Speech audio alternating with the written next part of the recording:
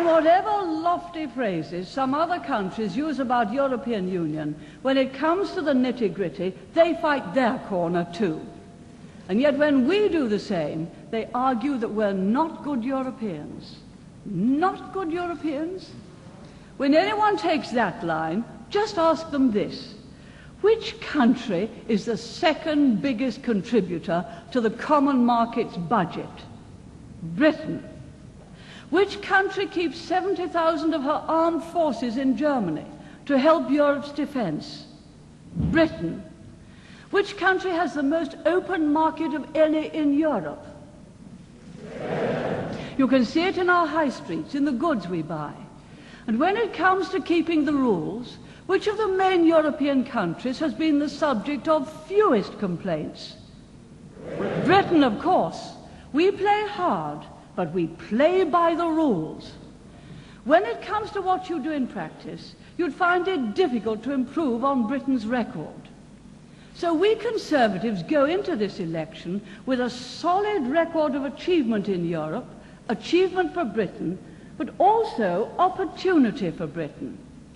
No opportunity is greater than that represented by 1992 and the completion of the single market. For years we've spoken of Europe as a common market. Indeed, that's a central part of the original Treaty of Rome. We were promised a common market when we joined in 1973. But despite fine words, many of the old barriers remained. Less visible perhaps, but no less inhibiting. That's why Britain was so active in setting the target of 1992 for sweeping away the barriers. There's still a lot to do. Look around Europe and what do you see? Governments which still subsidize their industries, which have still not yet opened their financial and other markets to us as we've opened ours to them. Countries which still resist competition. We've got to ensure that those subsidies and restrictions are swept away too. Otherwise, you won't get fair competition. We must create a market that is really open for enterprise, that responds to the wishes of the consumer, not to the demands of the producer. And that's why we must increase competition, deregulate, and steer clear of anything which makes Europe's industries less able to compete in the world. Yes, we must have common standards and requirements, but that shouldn't mean uniform products. It should mean universal access. To trade with a country, you don't need to govern all its actions.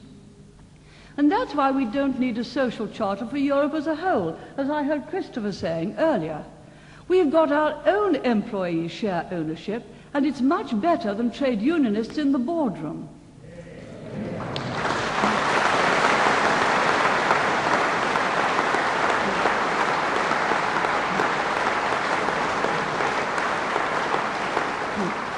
Let's remember, with our version of a social charter, we've created more new jobs in our country than any of our European partners have been able to create in theirs.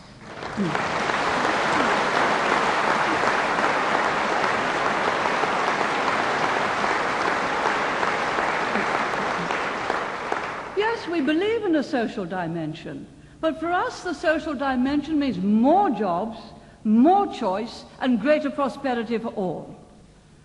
Chairman, what do the other parties have to offer? Well, Labour's manifesto is so puny, it's difficult to tell.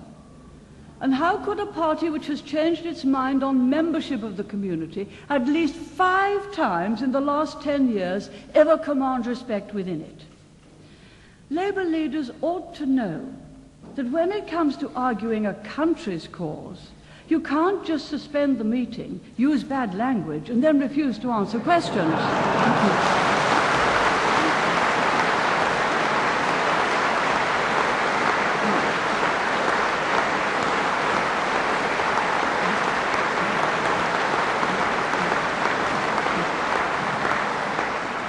Labour are fighting in Europe for the very socialist policies which brought Britain to its knees in the 1970s, and which have been overwhelmingly rejected in 3 consecutive general elections.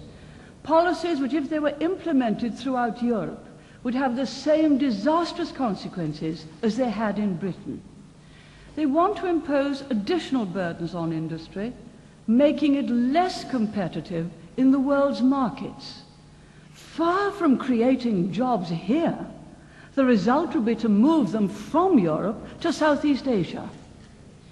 Labour wants control for the sake of control, bureaucracy for the sake of bureaucracy, all the things which Britain had under Labour's rule until the Conservatives sent them packing. Chairman, for the Socialists, a Europe of the 1990s would be the corporate state writ large. The results are all too easy to predict. Britain would lose all the great gains we've made in the last 10 years. Lose the great wave of investment from abroad, which we Conservatives have won for Britain just because we've cut the burdens on business, cut taxes, and got rid of trade union domination. Because of that, companies are pouring into Britain, giving us new jobs. We haven't rolled back the frontiers of socialism in this country to see them reimposed from Brussels.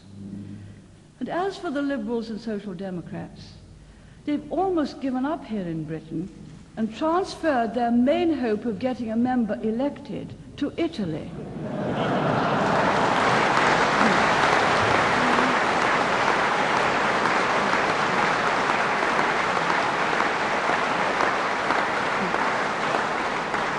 Chairman, I've heard of a spaghetti western, but never of a spaghetti Scotsman.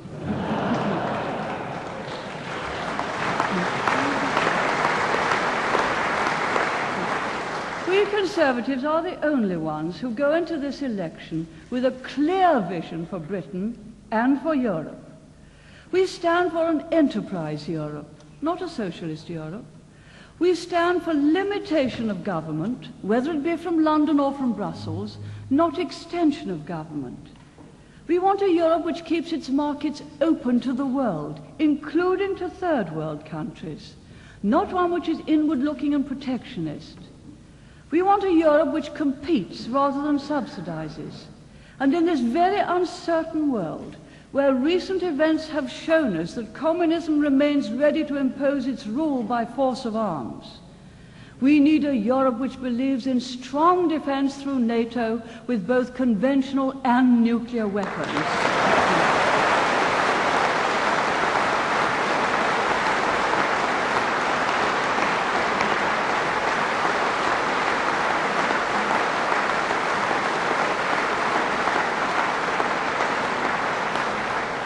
This is what the recent NATO summit reaffirmed, and what all 16 NATO countries support, but not Labour. You'd have thought China might have taught them something, but no.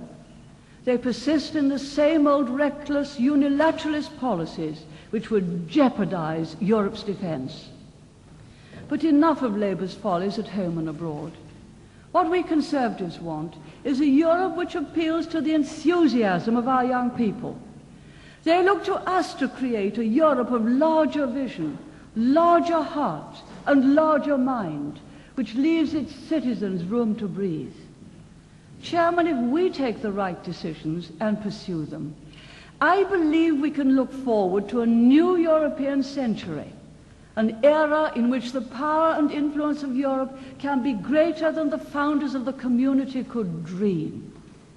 A free and prosperous Europe, rich in culture, relishing diversity, proud of our shared experience, drawing wisdom from our history and vitality from our youth.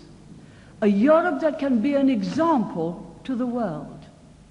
And we Conservatives will make it so. A better Britain, a better Europe, and a better world. That's why we want your vote on Thursday.